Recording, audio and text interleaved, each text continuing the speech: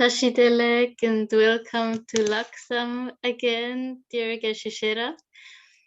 So I think tonight I will not waste too much time on talking because we have all been here the last time. I'm just very excited to learn more about the Heart Sutra that when we recited as we just did, and we often do, we don't just recite mere words, but we also always know the meaning and can reflect on it.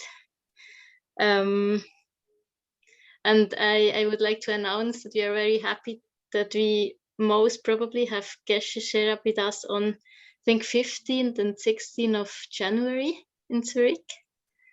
So that will be great. And before we start, we would like to offer a mandala, and I give my word to Lars. Sashi perki ju ching leto Ramri rablingi Nire gyan pari Sangye shindu meche uwagi Doko namda shingla Trepaksho Jetsu lama dampa kenam Keche ki kala Kehense trechintri Dita sampe duche chimala Sakye chuki japa Raptu so Idam guru ratna mandala kamya chayami.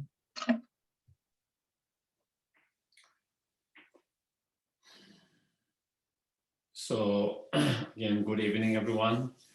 And again, lovely to see all of you. And thank you for joining today.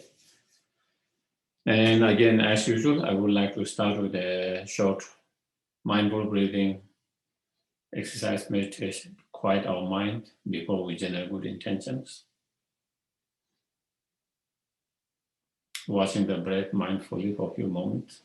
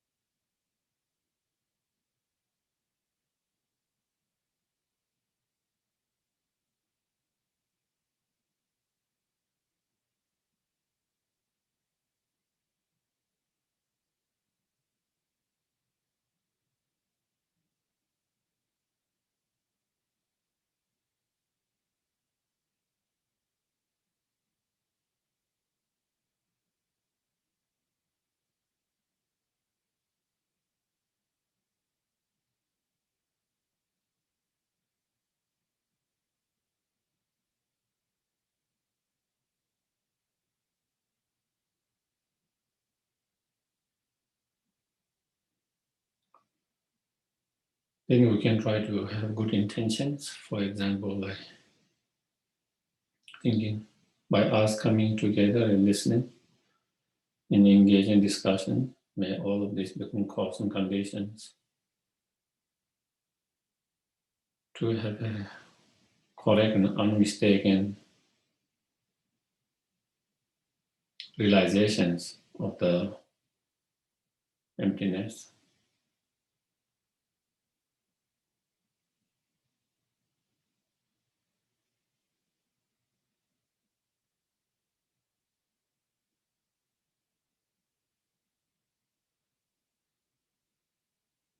And through that wisdom realizing emptiness correctly, directly, supported by the Vulture mind, may we be able to enter the path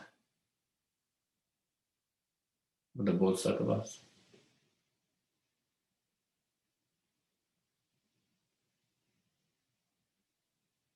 And eventually to achieve full enlightenment.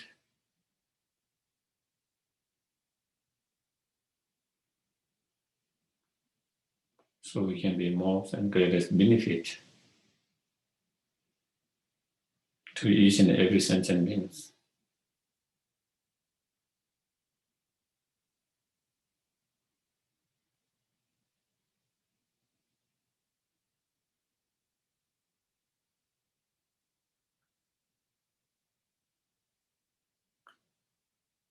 And through studying, learning, practice on this Heart Sutra,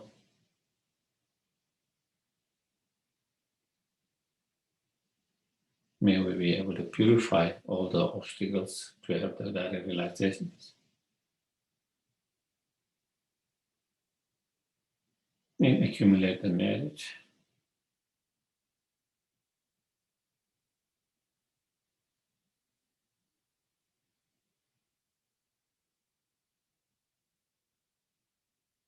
And through learning, study, practice,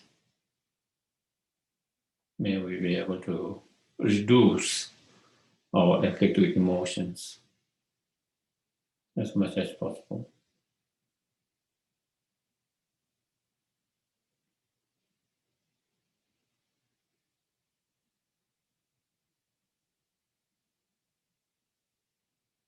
Okay. So then we can do the reflection Vulture. Yeah. Sangye chodan soge sonam la chanju pato tane japunje kage chege de sonam lola penje sangye gopa sangye chodan soge sonam la chanju pato tane kage chege de sonam lola penje sangye gopa sangye chodan soge sonam la chanju pato tane kage chege de sonam lola penje sangye gopa.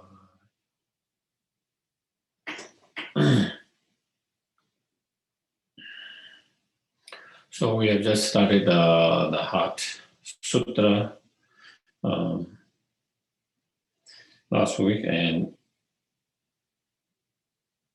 we finished the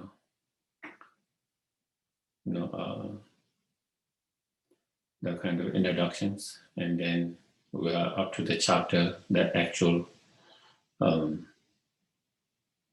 main body of the sutra. And in that, within that, and there is kind of mainly four outline, explaining how to train on the path, and then explaining through the mantras in the short, how to train the path with that short mantras. And then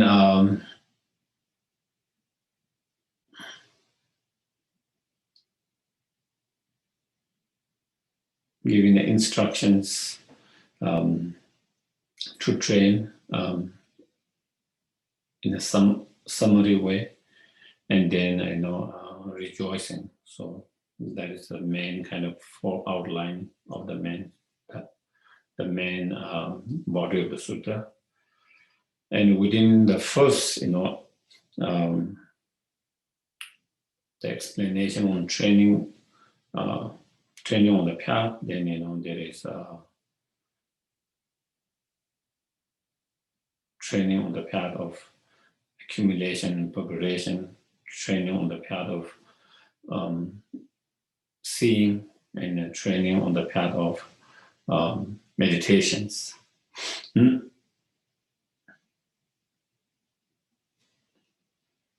And then once we have training those paths, then achieving the path of no more learning, the fully enlightenment.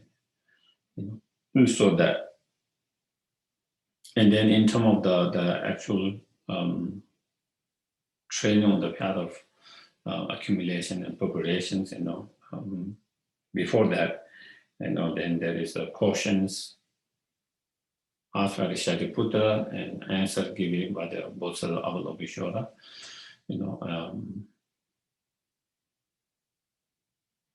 so within that, then we are on kind of the answer, the answer, how any son or daughter of the lineage who wish to practice on this path, the Vulture path, especially the path of wisdom, relaxing, emptiness, how one should train, by seeing and understanding that not only the self is empty of inherent nature, but also the five aggregate are also empty of inherent nature. So we kind of discuss about that, and we discussed mostly last week on the emptiness of the self.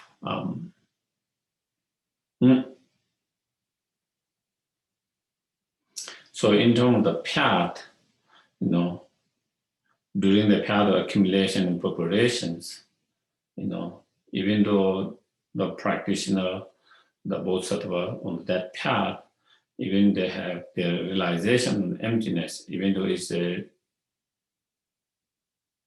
experiential understanding or realizations, not just a intellectual understanding, but it is an experiential understanding, but still that realization or understanding is still with the, with the concept,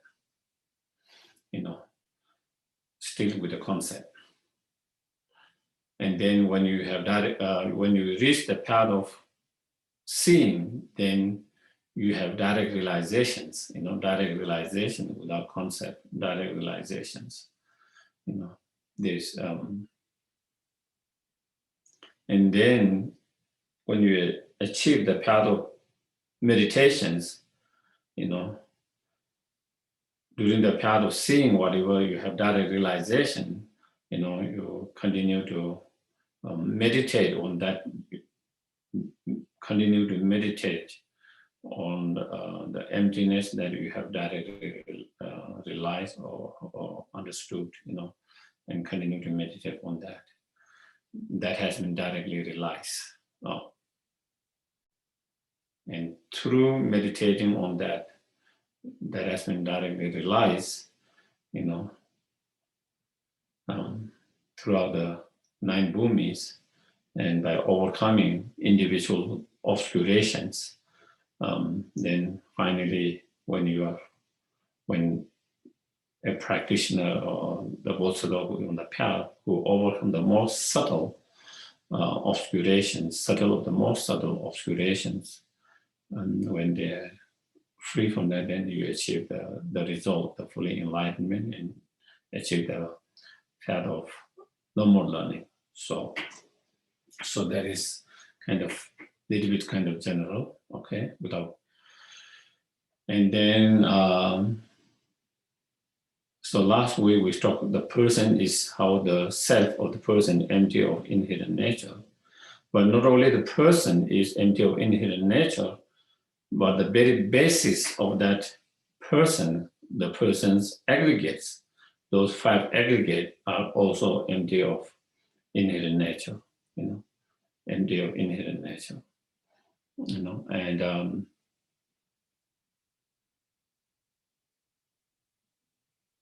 5 aggregates are the aggregate of physical form, and then feelings, mental factors. One of the mental factors, feeling. Another mental factor, discriminating mind. And another rest of the mental factors, compositional factors, and then consciousness, which is the primary mind consciousness. So we talk about 5 aggregate or skandha, the form is the physical form, and then the rest of them are part of mind and mental factors. So when we talk about mind and mental factors, mind is the primary mind, and mental factors are the other mental states. So of course we don't need to go in detail of that. And so the last one, consciousness, is the primary mind or the consciousness, and the first one is the physical form, and in between the three, feeling, discriminating, compositional factor, are the mental factors. And there are 51 mental factors. Among the 51 mental factors, feeling and discriminations are kind of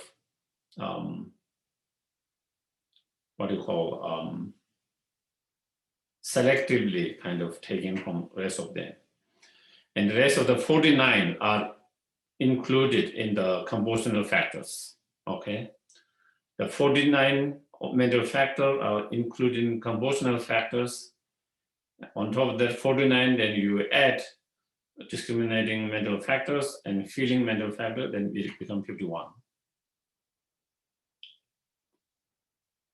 If that is the case, why, if there's 51 mental factors when we discuss of 5 skandha or aggregate, why these particular 2 mental factors?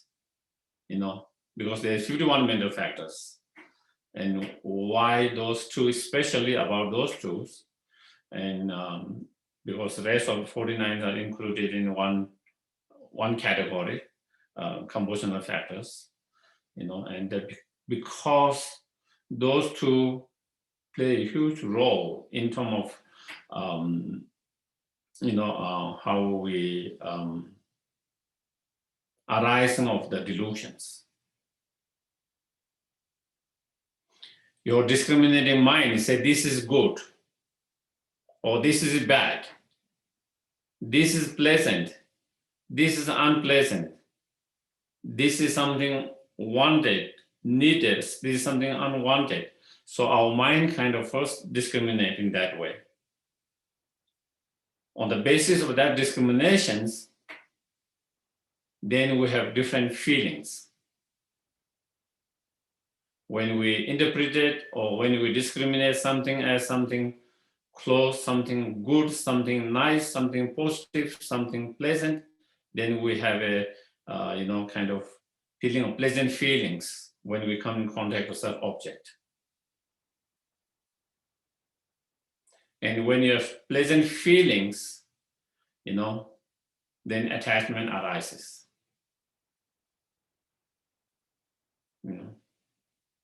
On other hand, when our mind interpret, discriminate something as bad, something unpleasant, something as unuseful and unwanted something, then we have due to that, then we have this feeling of unpleasant feeling, the feeling wanting to distance from that objects, feeling of wanting to distance from that objects, unpleasant feeling. And due to that unpleasant feeling, then aversion arises towards the objects. Aversions, anger arises. So that is why, the delusions, the arising of delusions, very much, due to our different feelings, and those different feelings arises due to different way of discriminating. So therefore, that is why those 2 mental factors are kind of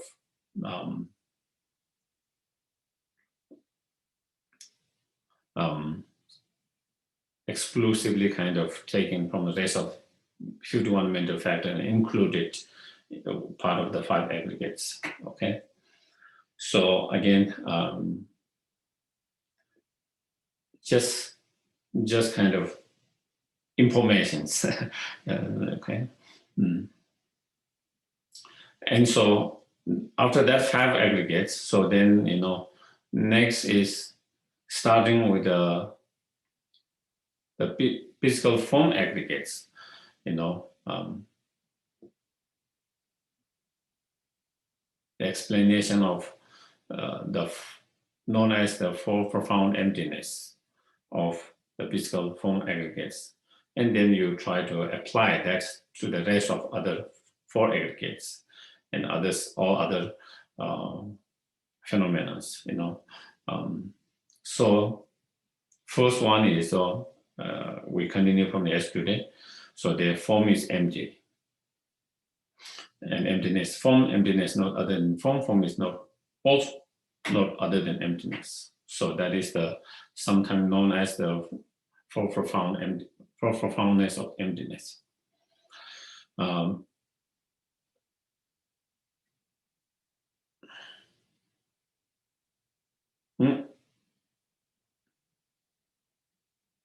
Not only the persons, even the physical aggregates, just like as to the person, you know.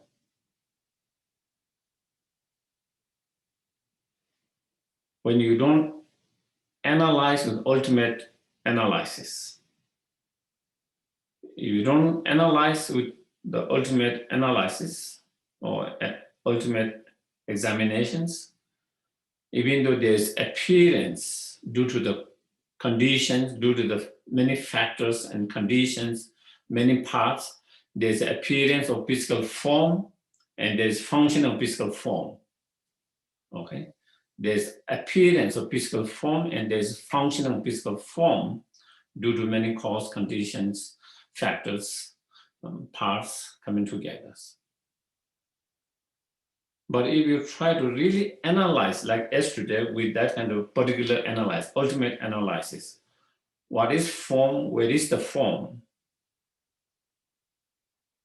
Then again, you know, that form cannot be found by such analysis or such wisdom, or the mind that analyzes, ultimate analysis, cannot be found, you know, cannot be found within the basis or outside of the basis of that physical form aggregates. Therefore, the form is empty of inherent nature. The form cannot exist by itself from its own side, you know. Therefore, the form cannot exist by itself from its own side. Therefore, the form cannot exist inherently. Therefore, form is empty. Therefore, the form is empty of existing by itself, existing by its own side, existing inherently. Okay? So next, then questions arises. If the form is empty,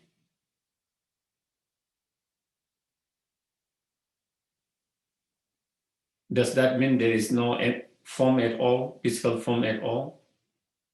You know, if form is empty, then next question arises, or doubt arises. Then there is no form, you know, of some doubt, maybe then that means there's no form, you know. And so then here, it doesn't mean there is no form, you know.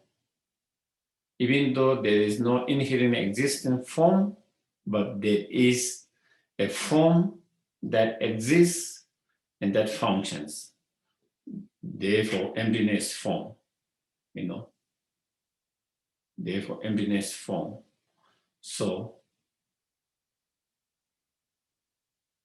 there is form because of emptiness.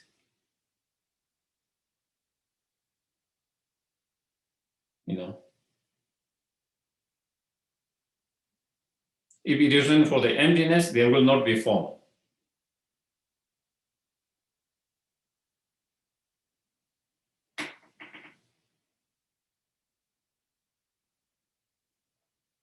Because it's empty of inherent existence, empty of existing by itself, therefore, it depends on many other factors, conditions. And because there are many factors and conditions that make the form to exist, that allow the form to exist because of coming together of many conditions, many factors.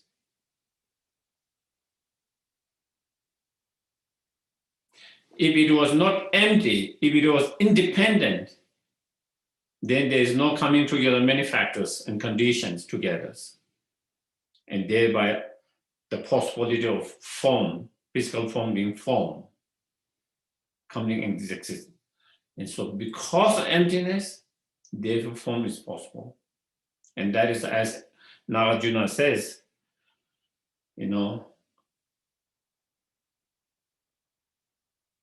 because of emptiness, everything is possible. If it's not empty, then nothing is possible.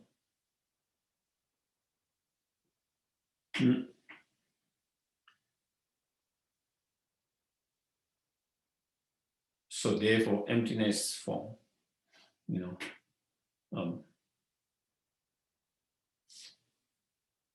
form is the form become possible, or the physical form become possible, physical form come to exist because of emptiness of the form.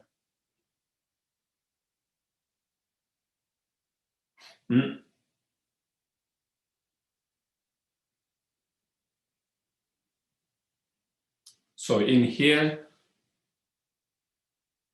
form is empty, is like how the form do not exist. Negations, as we explained yesterday. Emptiness form is the how the form exists.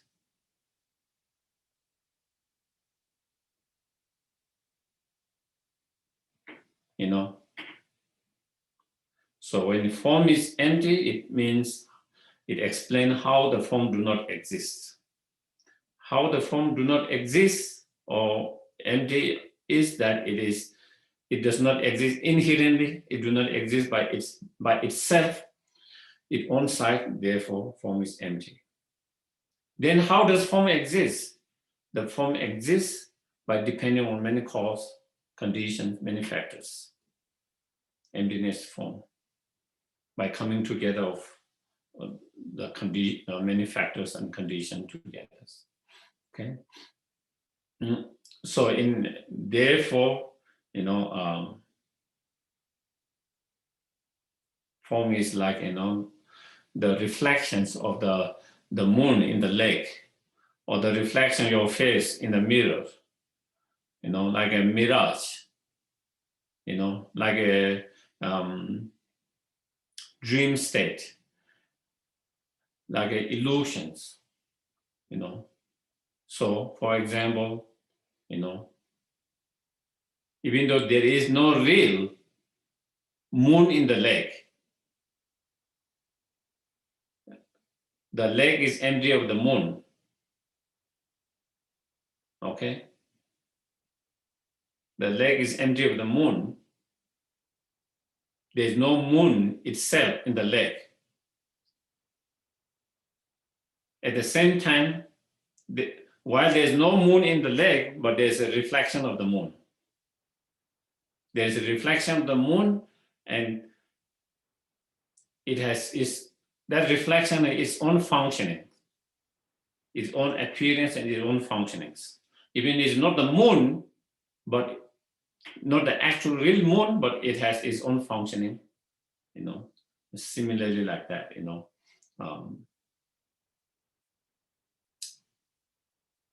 the form is empty of inherent nature. At the same time, due to cause, conditions, factors, there's appearance of form and functioning of the form.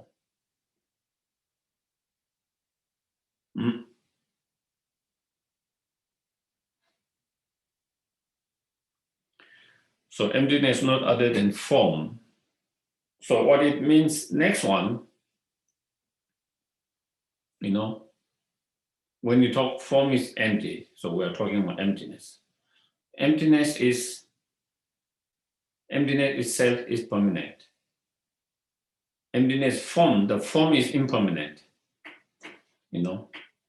Emptiness permanent and form, physical form is impermanent, So then, does that mean they are totally different entity, two of them?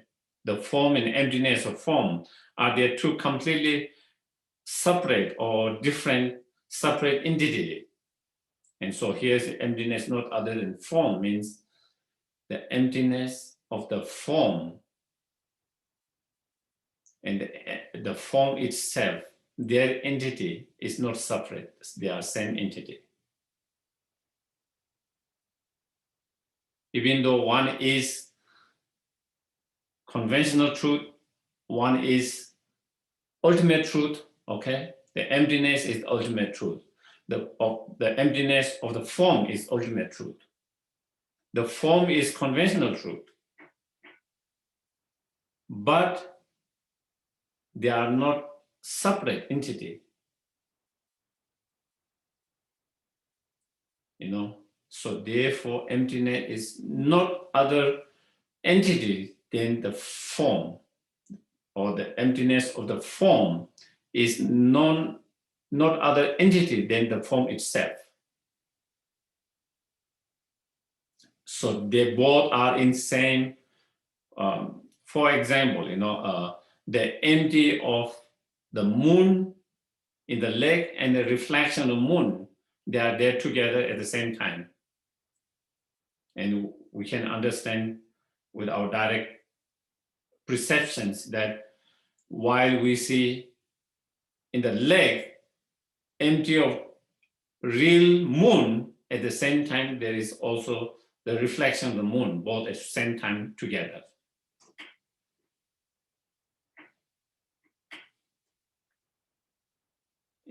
And so therefore the emptiness of form and the form itself, they are same entity, even though one is relative, even though one is ultimate nature, one is conventional nature, even though one is permanent, one is impermanent, but their entity is same. They are not separate entity. They are same entity. And as I mentioned yesterday, one is how it does not exist and one is how it exists, but describing the same thing. It is same,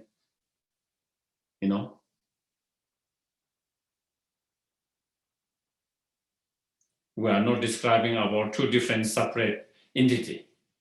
We are describing about the same thing, form. When we describe the emptiness, we describe how it does not exist, what it is empty of, and when we describe it as a form, then we describe how it exists, by definition. And so, emptiness is not other than form. Not only emptiness is not other than form, the form itself is not other than the emptiness of the form.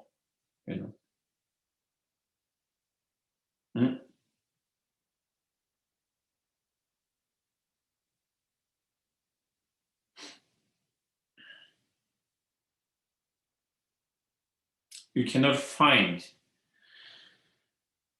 the form outside of emptiness of the form. No.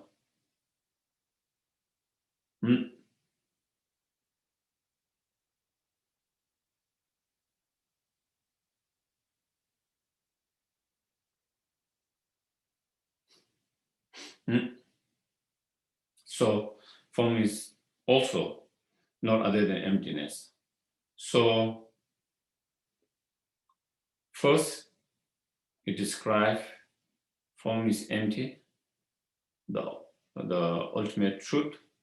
Emptiness form, the conventional truth of the form. So ultimate truth of the form and the conventional truth of the form. Emptiness is not other than form. It explains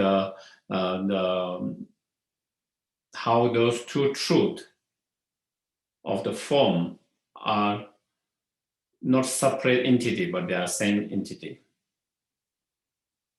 And form is also not other than emptiness. It explains not only they are same entity, but the union of the two truth, the union of the true truth, you know, the union of the true truth, the appearance and empty, the union of the true truth, you know, and so.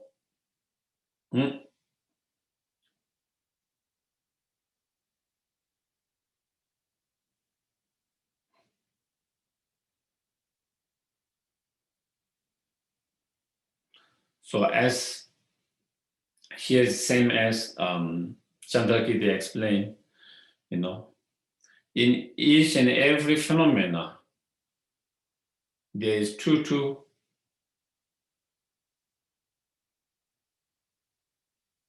reality.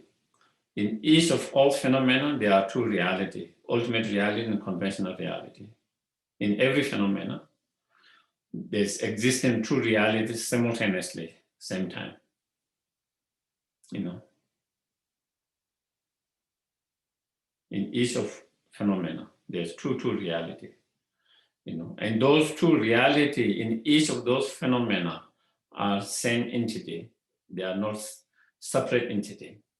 One way of putting it might be, you know, it is the two sides of the same coin, you know. It's the same coin. It's not a separate coin. It's the same coin, but it's the two sides of the same coin, you know.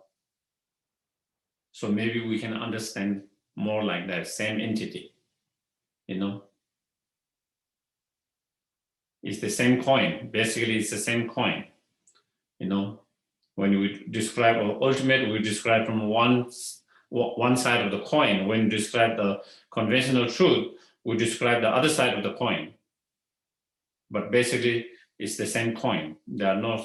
It's not a different or separate different coin. It's the same entity, you know. And that is important to understand for us, you know, so that.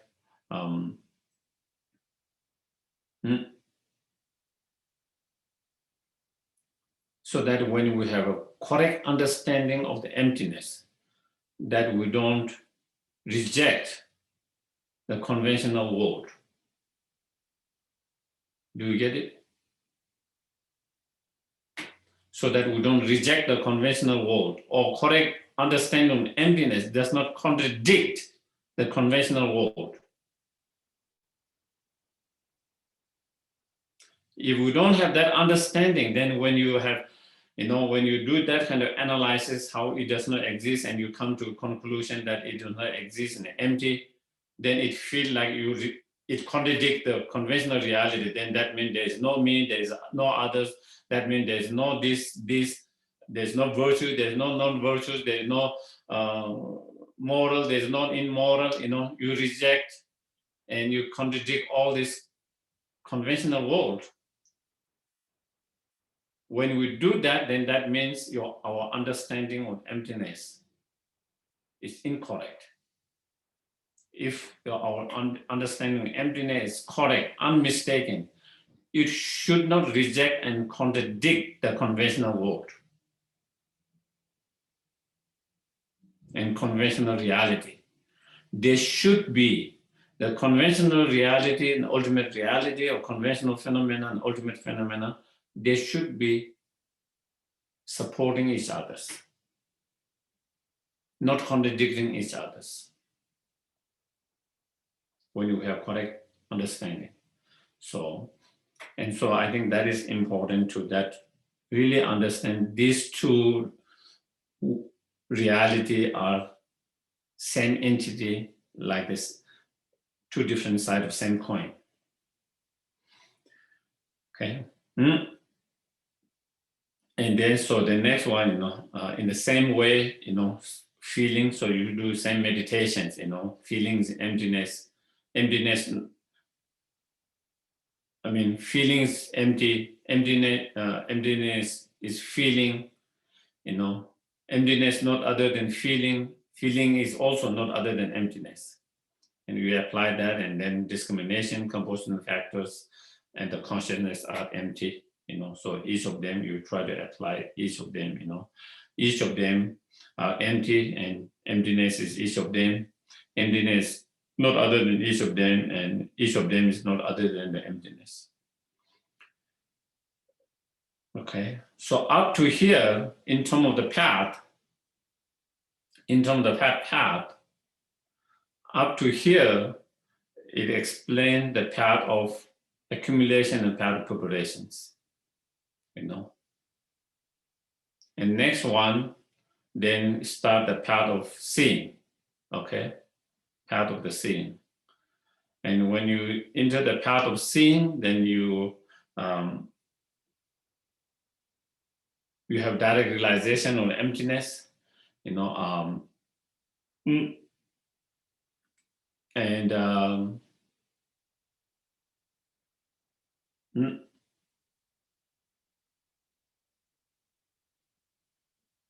you have the direct realization of emptiness.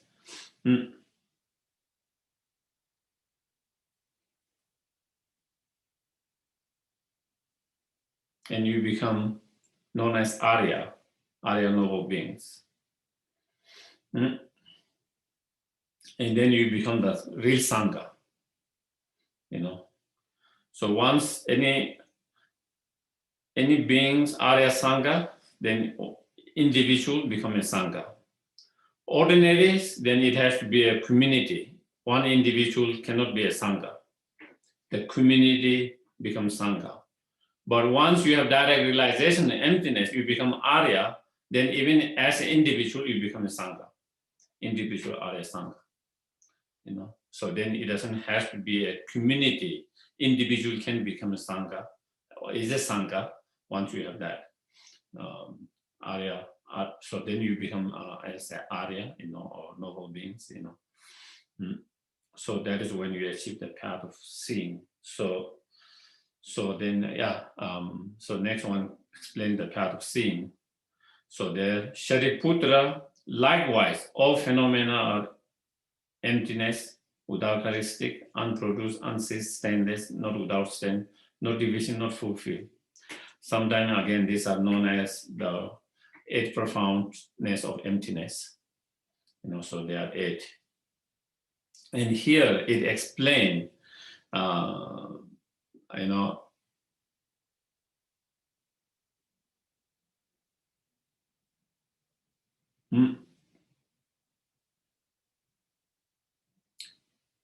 three gateway to the liberations, you know.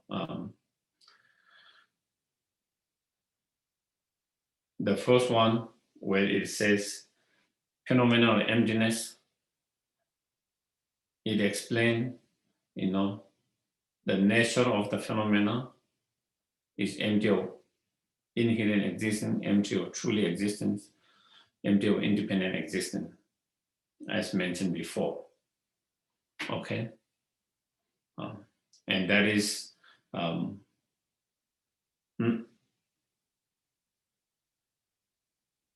the gateway to the liberation of emptiness, you know. And next one is the other gateway to the liberations is the signless, you know, non-sign or signless. And third one is, you know, the gateway or the way to liberation is wishlessness, you know. And so in terms of the signlessness, you know, then is analyzing the cause of that phenomena. Okay, first, for example, when you analyze any objects, any phenomena, let's say, you know, whether it's a person, whether it's a physical aggregate or feeling aggregates or computer, whatever that object is, you know, when you analyze the object itself, then, you know, with that kind of analysis that we described before, then you cannot find that object or that phenomena to exist by itself, by its own side, by itself, inherently. Not only the phenomena itself, then if you try to analyze, what about the cause of that phenomena? You know, the phenomena or the object do not exist inherently, but what about the cause of that phenomena, the cause of that object? Does it exist inherently or not? So that is the analysis that is done, known as analyzing on the cause of that object, the cause of that phenomena is the gateway to liberations of the signless. That is what it means. So here, without characteristics is one thing,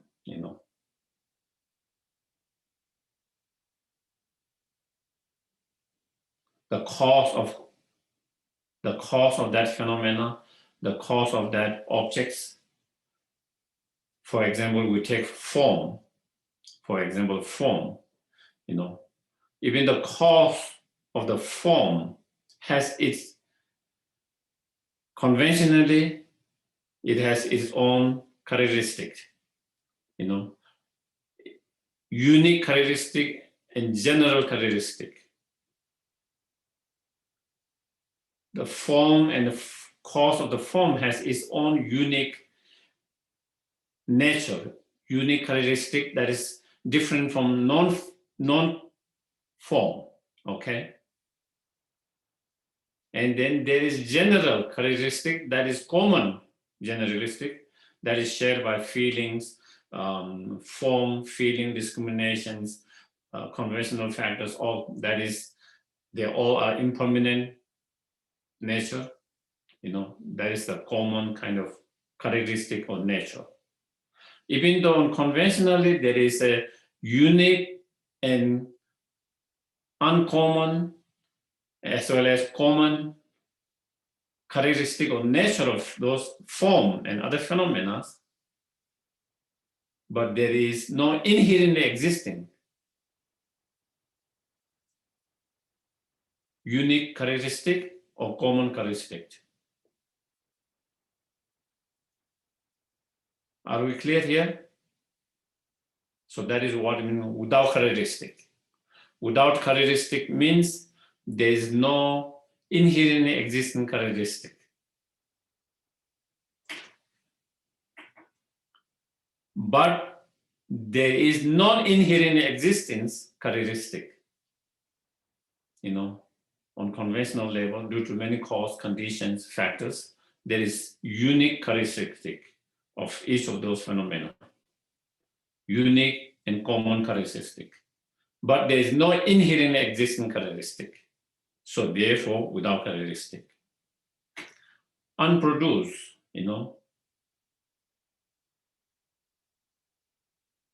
due to many cause and condition coming together, there's thing being produced. Okay? There's thing being produced. Due to many cause, conditions, factors, things are being produced. Form is being produced. Feeling is being produced. All these aggregates and all other phenomena, all these conditioned phenomena are being produced. How do they produce? Their way produced is by depending on many other factors, cause and conditions. And since they depend on other cause and conditions and factors to be produced, therefore they cannot be independently produced. Are we clear? They cannot be independently produced because they are independent, depending on other factors, other conditions. And since they are not, independently produced, therefore they are unproduced. They are unproduced, because they are produced by depending on other factors. They are not produced independently. They are produced interdependently. And so since they are not produced independently, therefore they are not inherently produced, not independently produced, and therefore they are unproduced. And since there is no independently produced, Therefore, there is also no independently ceasing. So, unceased. You know, if there is no produce, then there is nothing to be ceased. You know, and if there is no inherent or independent being produced, then there is nothing that inherently or independent to be ceased. Are we clear there? If something, there is nothing that is being produced, then there is nothing to cease. In same way, if there is nothing independently being produced, then there is nothing independently being ceased, and therefore unceased. But on conventional level, there is being produced due to many causes and conditions, and then they also be ceased. When those causes and conditions change, then it ceases. On conventional level, on relative level.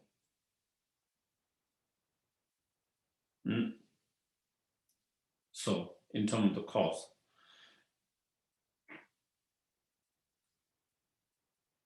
Stainless without stainless.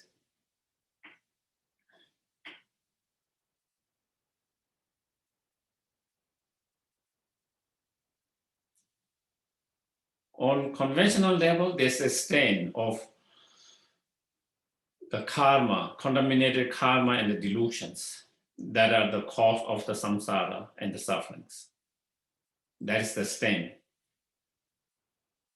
The stain that produces samsara and the suffering in the samsara by depending on many cause, conditions, factors. But there is no inherently existing, independently existing such stain of contaminated karma and the delusions. The contaminated karma is not independently existence.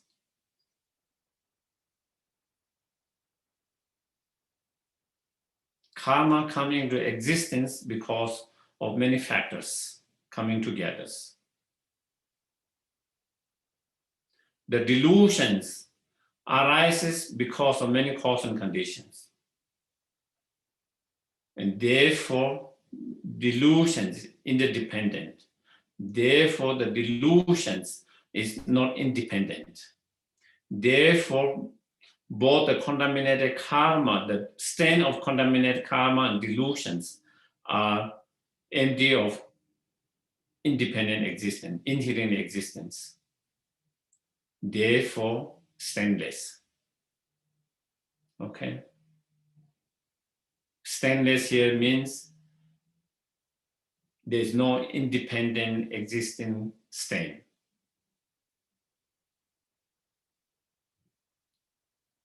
On conventional level, there's stain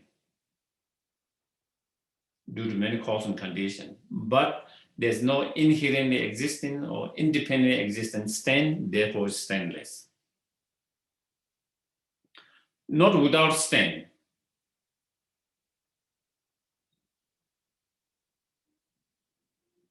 On relative level, there is the state without the stain, that is the nirvana.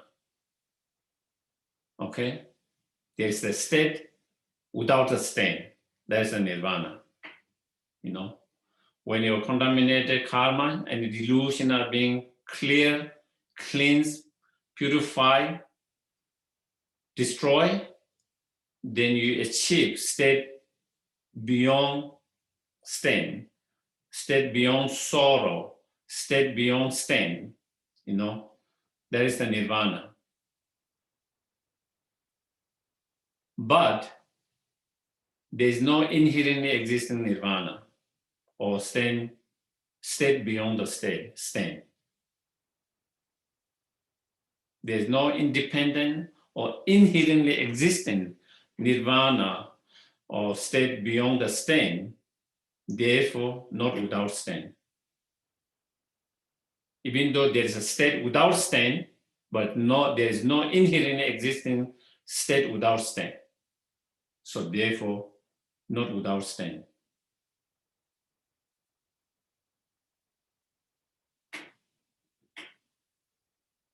Are we clear?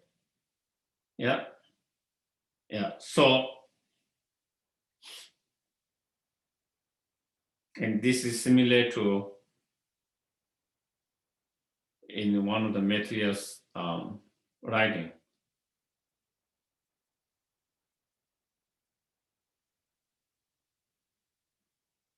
There is nothing to be abandoned and there is nothing to be achieved. Similarly like that. In emptiness, there is nothing to clear and cleanse, and there is nothing to achieve in emptiness. Okay? There is something to be clear, is only on conventional level. There is something to be achieved, is only on conventional level. On ultimate level, in emptiness, there is nothing to be purified, there is nothing to be destroyed, and there is nothing to be achieved and accomplished.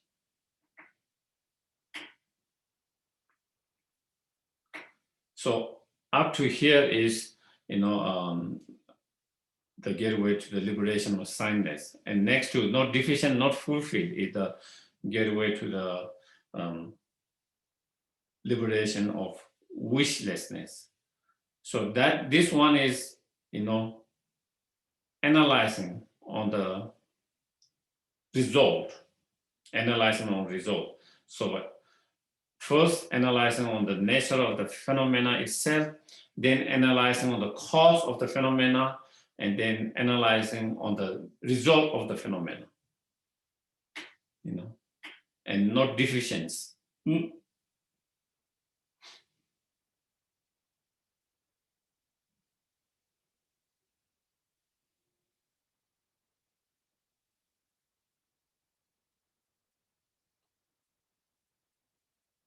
Deficiency, or to be clear,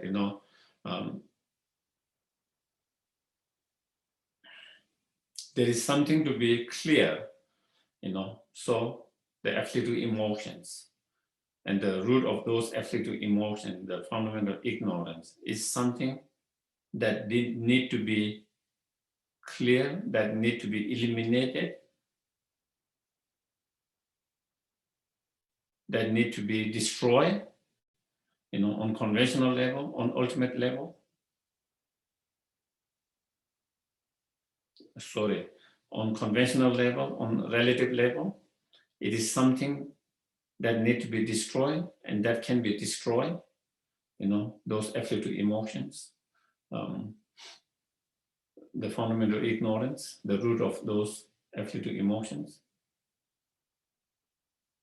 But there's nothing to destroy inherently. There's nothing to destroy and clear inherently, and therefore no deficiency. No deficiency.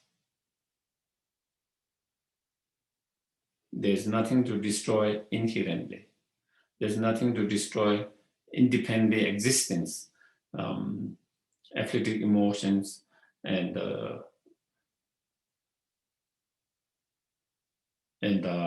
ignorance, and so forth.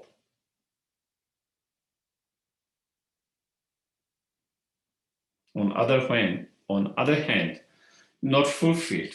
Even though there is something to be fulfilled, even though there is something to be accomplished, something to actualize, the positive state of mind, the path. Even though there is a path that need to be fulfilled, the path that need to be accomplished, actualized on conventional level, on relative level, but on ultimate level, there's nothing to be fulfilled, there's nothing to be accomplished, there's nothing to be achieved.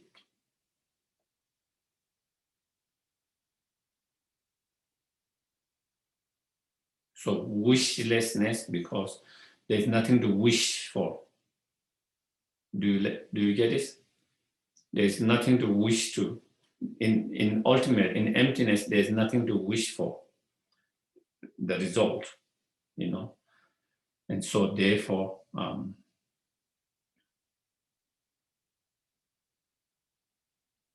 on conventional, on relative level,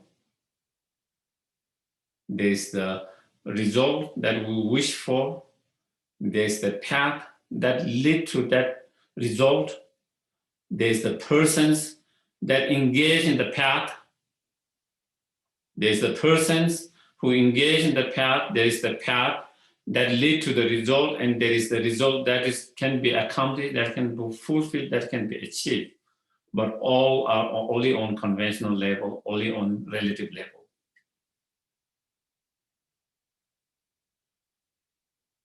On ultimate level, in emptiness, there's no persons who engage in the path, there's no path to be practiced, and there's no result to be achieved.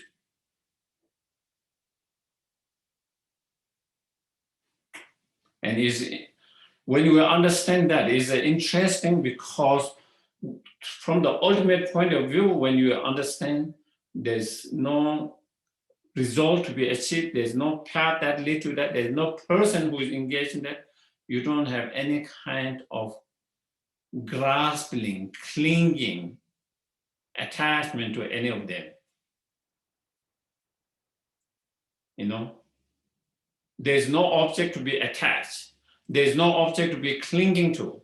There's no object to grasp at.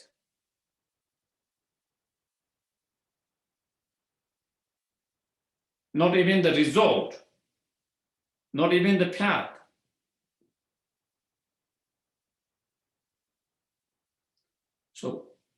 So when we understand the emptiness, that there's nothing to achieve, there's no path to practice, and there's no person who is practicing, then there is no more clinging, grasping, attachment to any of them. While there is no grasping, clinging, attachment to them, while there is on ultimate level, in emptiness, there's nothing of that. But on conventional level, due to many causes and conditions, there's the set that is engaged in the path, there's a path to be practiced, and there's a result to be achieved, and so therefore it gives you inspiration to practice.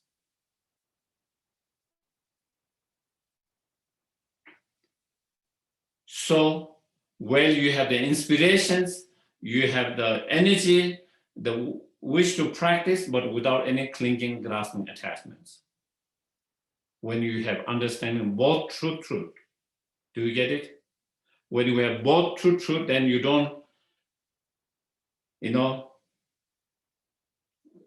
you have just one understanding of just one truth, and if you don't have both understanding, then when through understanding emptiness, not correct understanding, because you have a correct understanding, you will also have an understanding of the conventional reality as well. But if you don't have that, then there's no result to achieve, there's no path to practice, and there's no person, then you don't engage in the practice. There's no reason to practice.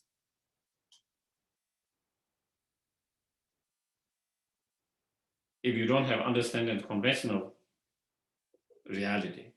On the other hand, if we have conventional reality, there is the result to achieve, there is the path that leads to that, there is me who is engaged in practice.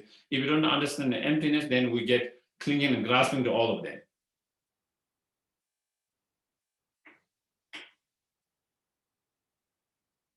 But when we have realization of both truth in same, then while you have the inspirations, while you have the energy to engage in the path to achieve that without any clinging, grasping, attachments. So that is the point. That is the point, of presenting the truth and the importance of understanding the truth. Mm-hmm.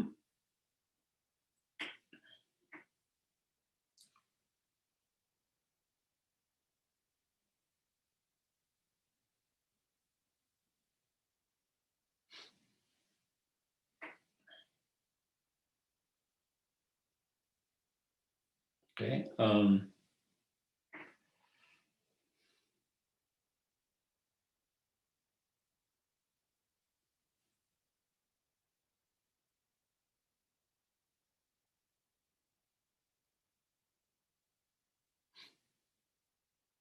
Okay. Then next one, it explains about how to train in the path of meditations. How to train in the path of meditations.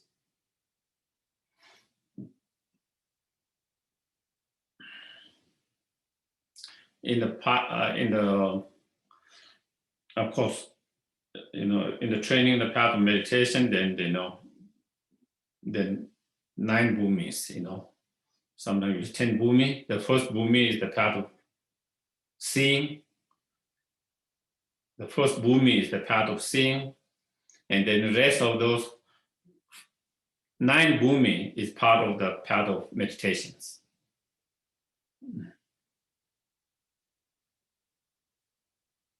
And during the path of seeing, one destroy and eliminate,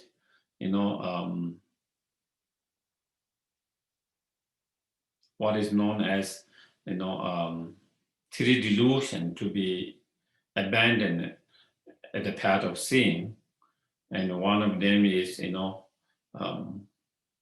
strong grasping, strong self-grasping that is being induced by reasoning and logic, reasoning and logics. And then once you enter the path of meditations, then from there you started to destroy the innate self-grasping, and or the fundamental ignorance and the innate that, you started to destroy them. So anyway, so that is the path of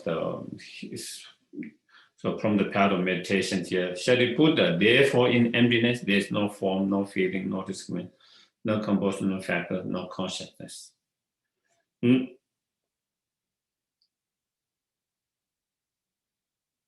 So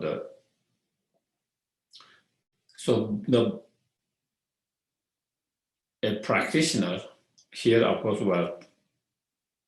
here it is explaining about the Bodhisattva path. A Bodhisattva who is the path of meditations, in the deep meditations, in the meditative equipoise, okay. Maybe I don't know, maybe I might have to explain a little bit.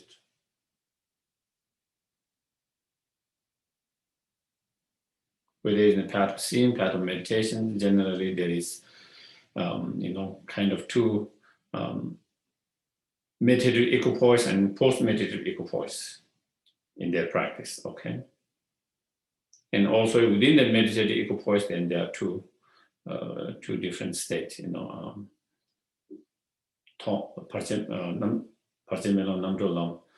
uninterrupted meditative equipoise and liberating meditative equipoise. So anyway, so generally there's meditative equipoise and post-meditative equipoise. The way the Bodhisattvas train is during the meditative equipoise, they completely dissolve in that meditation on emptiness,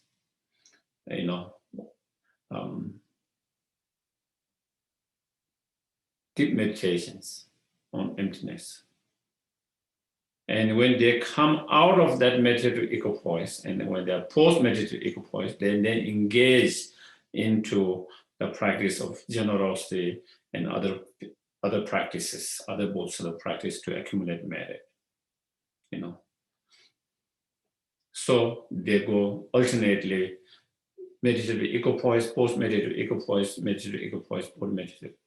And also during the post-meditative equipoise, that is when they also try to help and benefit other sentient beings in actions directly, in whatever way they can help benefit.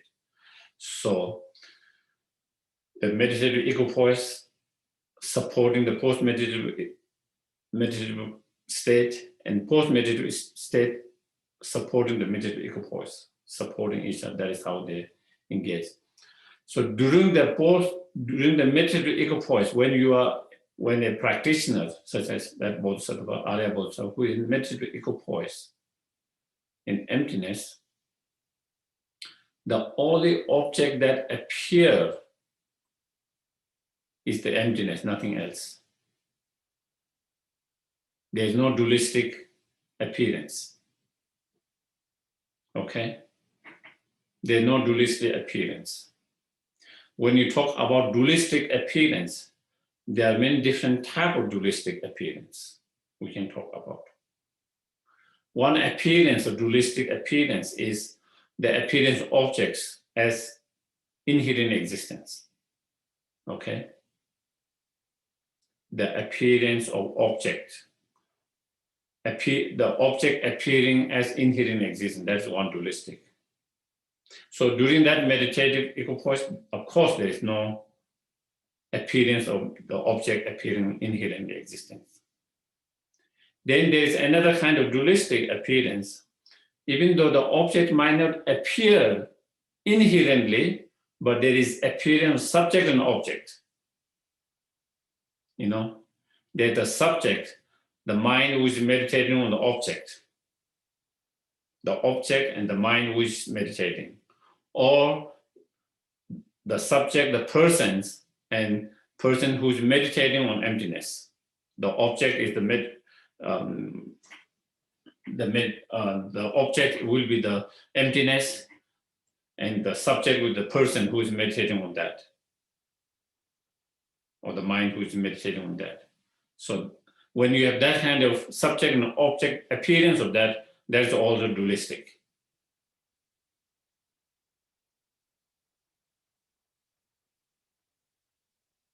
And even when there is no appearance, subject and object, if there is appearance of conventional phenomena, also that is dualistic. You know, even there is no appearance of subject and object, but if there is appearance of conventional phenomena, then even that is dualistic. So when you are in deep meditative equipoise, then you are free from all those three dualistic appearance. Okay? Therefore, in that bodhisattva who is in part of meditation, meditative equipoise, in that mind that is deeply meditating, deep equipoise, there is no appearance of form. There is no appearance of feeling. Because as long as there is appearance of form, it is dualistic. As long as there is appearance of feeling, it is dualistic. As long as there is appearance of discrimination mind, compositional mental factors mind, consciousness, they all are conceptual phenomena. As long as they have appearance that, then it becomes dualistic. So therefore, they all are in that meditative equipoise, then there's no appearance of that, all of them. That's what, you know, there's no form, no feeling, no compositional factor, no consciousness. It's someone like that Bodhisattva who is in deep meditations on emptiness. So in that meditative equipoise, at the moment when we try to meditate on emptiness, you know, whether we are meditating correctly or not, you know, at least we try sometime, you know. We try to meditate. When we meditate, you know, there's almost dualistic, you know, there's like me or my mind which is meditating, subject and object, you know. There's me who is meditating on emptiness, or there is meditation on selflessness of persons or the aggregates and the phenomena, there's a sense of that. You know, there is always kind of dualistic at this point, you know.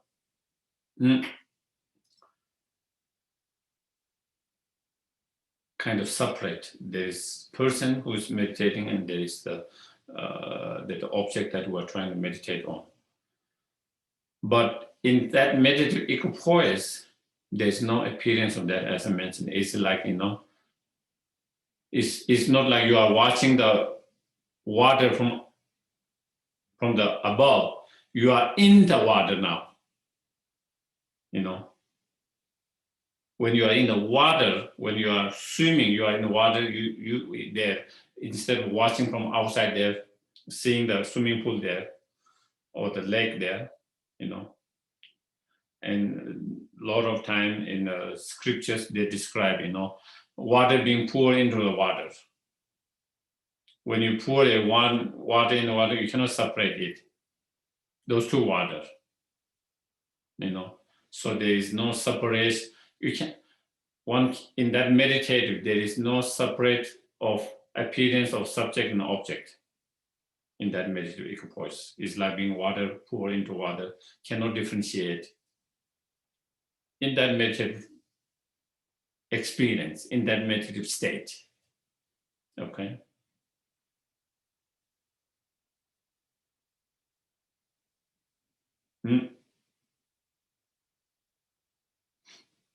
The only object that appears to that meditative equipoise is emptiness.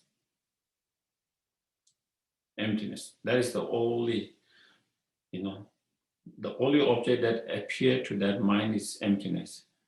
There's no appearance of subjects, objects, of any other conventional phenomena, but only thing that appears is emptiness.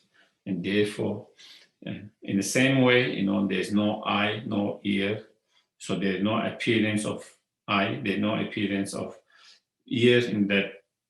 Even when they are meditating on the emptiness of eye, while they are meditating on emptiness of eye, the only appearance to that mind is emptiness of eye, not the eye.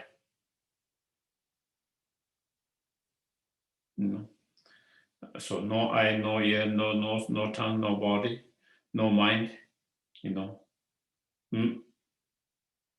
So those are the six senses, and no visual form, no sound, no odor, no taste, no object of touch, and no phenomena. So those are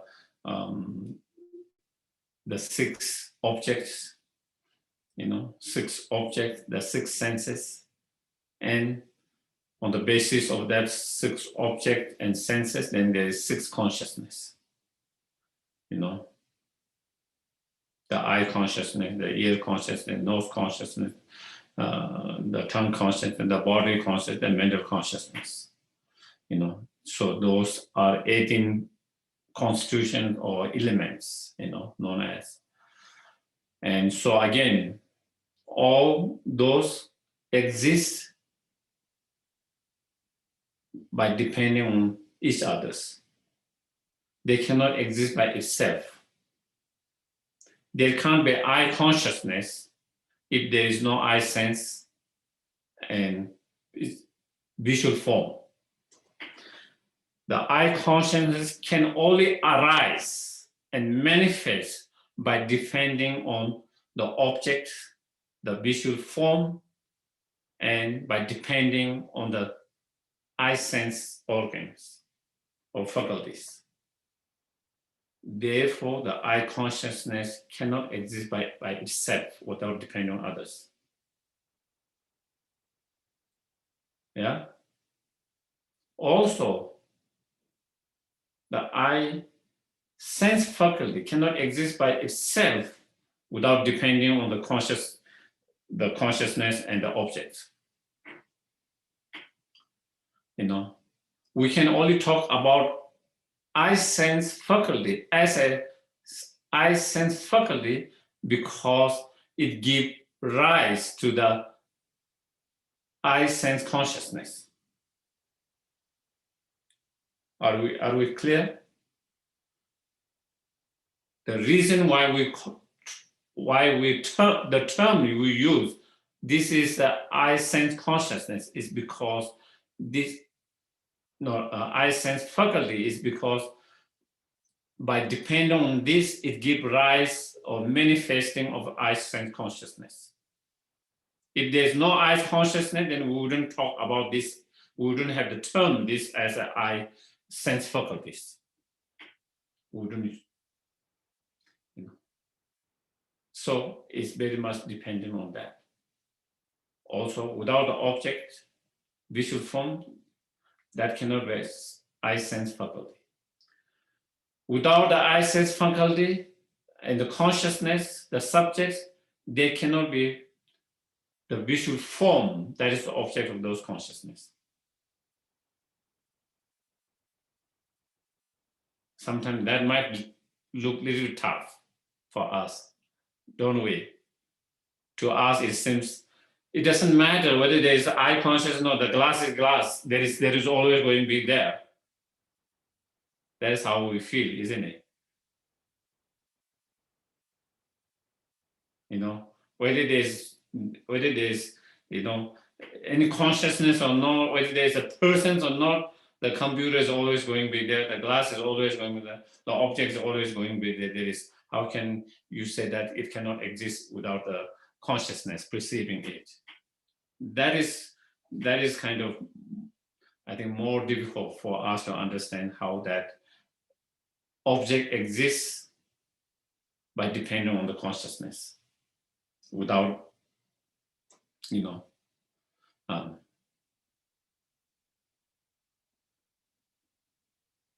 without the I consciousness that precedes the object, it cannot be object of the I consciousness. It cannot be the object of I consciousness.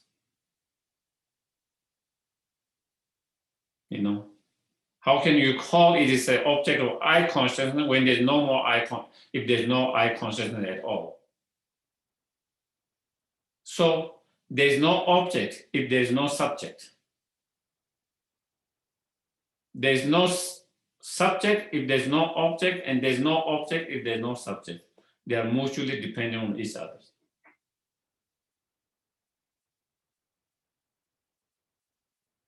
The subject is depending on object to be subject.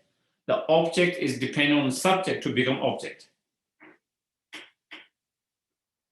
If there is no subject, the term of object has no meaning. Do you get it? The term object has no meaning if there's no subject. So, there can be object without subject. So they are mutually dependent on each other. And since they are mutually dependent on each other, therefore the object cannot exist without the consciousness perceiving that. So therefore, nothing can exist.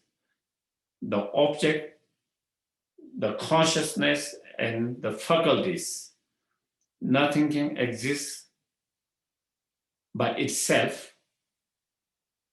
by its own power, from its own side, without depending on other conditions and other factors. And therefore, they all are empty of inherently existing, independent existence.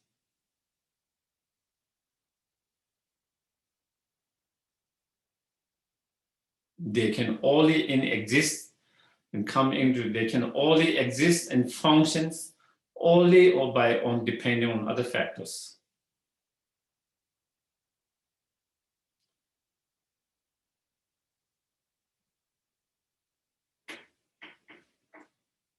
One way of maybe looking, we might think, the glass is there.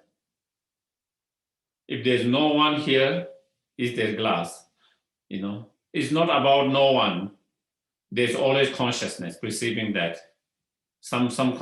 Even though we might not be able to see it there, but there is.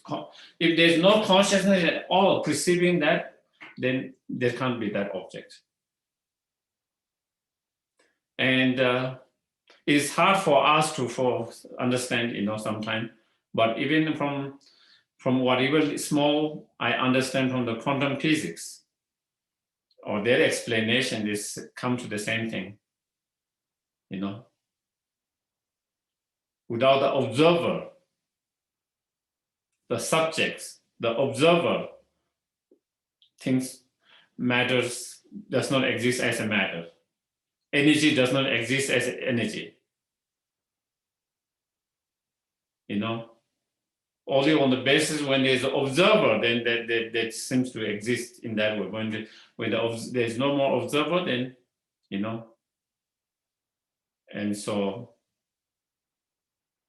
and same thing here, you know, without the mind perceiving the objects, if there's no mind that perceives the objects, then the object cannot exist as that object. So, so that no phenomena. So those are 6. 18 constitution.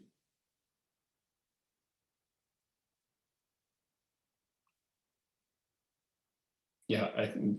Yeah. So it continues here. So I think there's no I elements. So I element or and so on up to and including no mind element and no mental consciousness elements. So the 18 6 elements, 6 consciousness, and the 6 objects.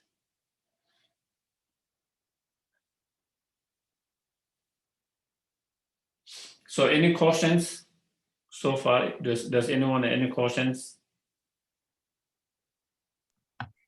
Yes, No. I have a question. Sorry, Lhagsam. Yes. So I'm a bit confused about this 6 elements. Which, because here it says including no mind element and no mental consciousness element. So are the mind element, is that something different to the mental consciousness element, or it's just 2 words describing one element?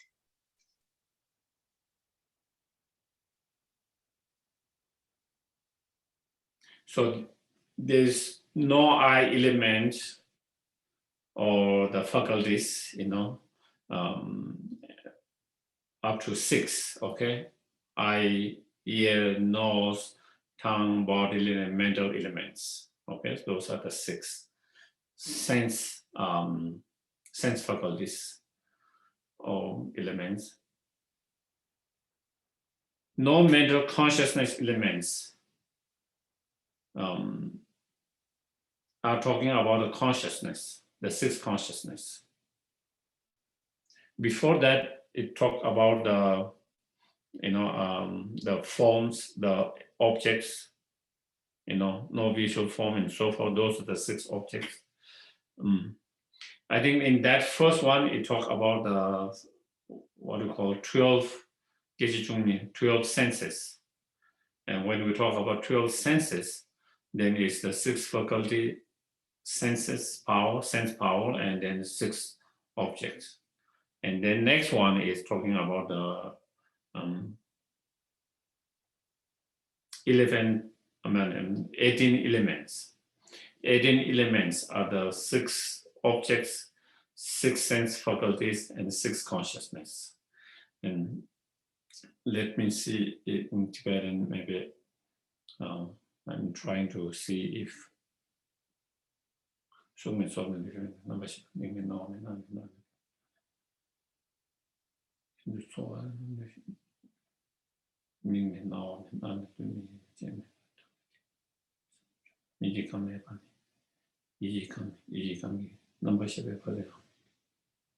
yeah, so I think so. Then no mental consciousness referring, it doesn't say, but it's the 6 consciousness, starting with eye sense consciousness element, ear sense consciousness element, nose sense consciousness, ear consciousness element, the tongue sense consciousness element, the bodily consciousness element, and the mental conscious elements. So that one. So with that, are you okay? Clear?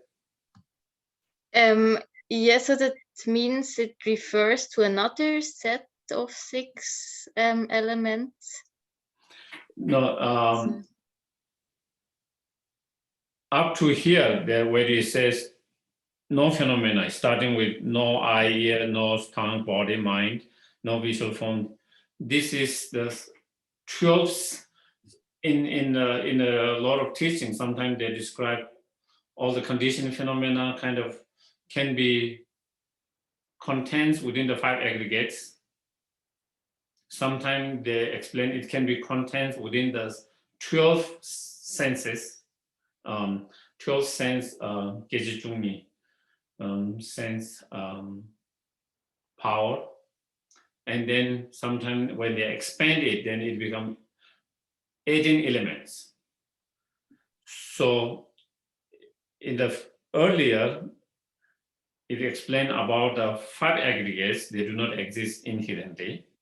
And then next one, they explain the 12 sense power do not exist inherently. And now it is explaining the 18 elements do not exist inherently. Yes. So you see the first explanation of 5 aggregates are not inherent. Not only 5 aggregates, all the 12 sense power are empty of inherent existing. And next, all the 18 elements are empty of inherent existence. So when that is where next one, when it said there's no I elements, starting the 18 elements. The 18 elements are, the 6 objects, the 6 sense faculty, and the 6 consciousness. Great, thank you. Now I think I understand it. Okay. Any other? Anyone has any other questions from today? Please raise your hand, write in the chat, or just ask the question. Yes. Andrea? Yes, thank you. I still have a kind of problem with this object depends on the subject. Because if I see something, okay, I give it a name, I see it with my eyes, with my eye consciousness. But if I'm not there, if there is no an observer, then I don't know if it exists or not. No? Okay, I think technically, from Buddhist point of view, when we study, different phenomena, existing phenomena, non-existing, the definition of something existing phenomena is that if there is a valid cognizer, that cognize the object, then that phenomena is established as existence. If there is no valid cognizer that perceives the object, then it is established as non-existent because there is no valid cognizer. From that point of view, then you always need a valid cognizer. Without that, it cannot be established as existence. Okay, from that kind of technical point of view. But I think definitely, as you mentioned, I heard, I don't know where that kind of, there is, I don't know the Buddhist, but I think there is some kind of, I don't know, discussion or something where is there a sound in the forest if no one here is, so it's similar like that, the questions we're asking. From Buddhist point of view, even though there's no sentient being, but there can be a Buddha's enlightened mind who's perceived there, valid cognizers. So it doesn't have to be any human beings, it doesn't have to be animal there or another human beings or another form. As long as there's a valid cognizers, and that can be a valid cognizer of sentient beings, that can be a valid cognizer of enlightened beings such as Buddhas. As long as there's a valid cognizer that perceive that, then that is enough, to establish something as existence. But without that valid cognizer perceiving that, then it cannot be established as existence. So therefore, it has to exist on, it has to depend on the valid cognizer, the subject, the mind that perceive that.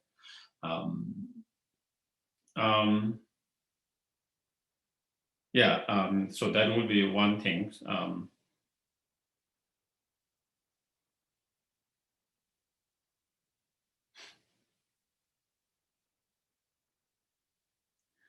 Another way of the way I you know, I don't know whether it helped you or not, but you know, the way I personally sometimes I try to contemplate and think that way.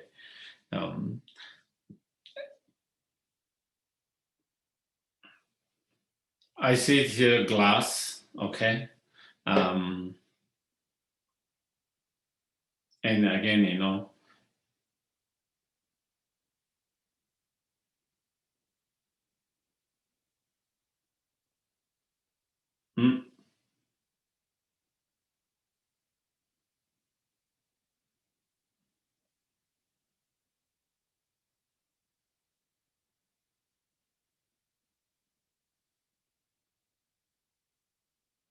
I think maybe it didn't relate it with now what I was thinking and the questions. So maybe I thought it was related, but I think it was not related. So yeah. So okay. Anyway, I think maybe that is even we do not perceive. If we are not there, even we do not perceive, so we don't know whether it exists or not. But if there is another mind, vital cognizer who perceive, then it exists. If there is no vital cognizer at all that perceive, then it is established as non-existent. So, yeah. Okay, so then we can do the dedications. So due to all the virtues that we have created by coming together, giving our precious time, listening to those teaching Heart Sutra, you know, and engage in discussion, reflection, contemplation. May ourselves and all sentient beings be able to actualize fully enlightenment as soon as possible and liberate all sentient beings to that fully enlightened state. We also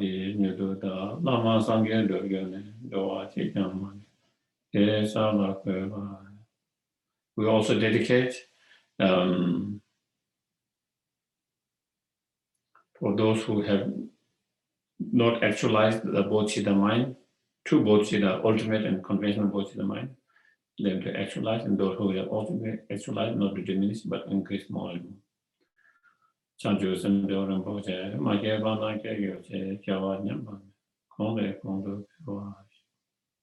We also dedicate a long life with his own Lama Zopa Rinpoche, all the gurus, all their wishes to fulfill, and may we be able to, under their guidance and care all the time until we achieve enlightenment.